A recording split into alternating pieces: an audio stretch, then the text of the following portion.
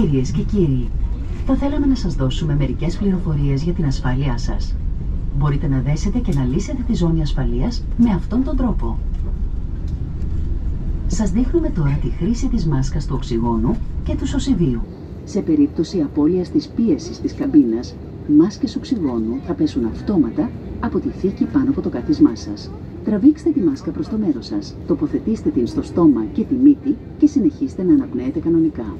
Κατόπιν, εφαρμόστε τη μάσκα στα παιδιά που ταξιδεύουν μαζί σας. Ένα σωσίδιο βρίσκεται σε θήκη κάτω από το κάθισμά σας.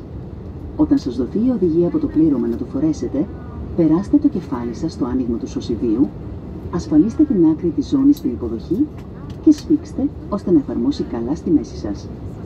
Παρακαλούμε να δείτε τις σχετικές εικόνες στην κάρτα με τις οδηγίες ασφαλείας που βρίσκεται στη θήκη μπροστά από το κάθισμά σας. Πριν εγκαταλείψετε το αεροσκάφος, τραβήξτε με δύναμη την κόκκινη άκρη για να φουσκώσει το σωσίδιο. Εάν εγκαταλείψετε το αεροσκάφος από τις εξόδους που βρίσκονται στα φτερά, φουσκώστε το σωσίδιο μετά την έξοδό σας.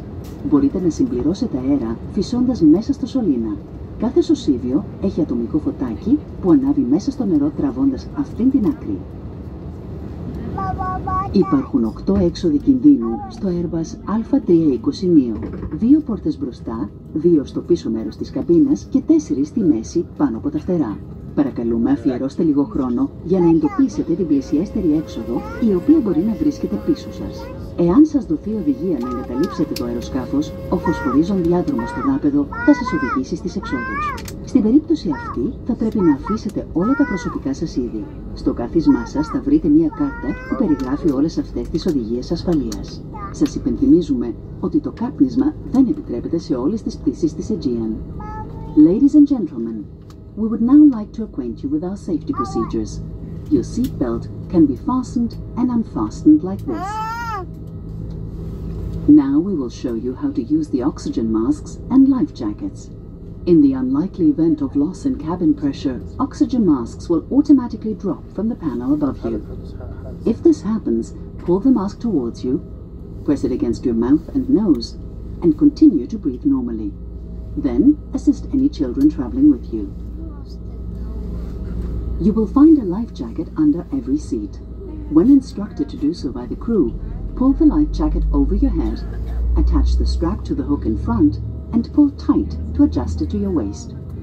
Please refer to the illustrations on the safety instructions card in the seat pocket in front of you.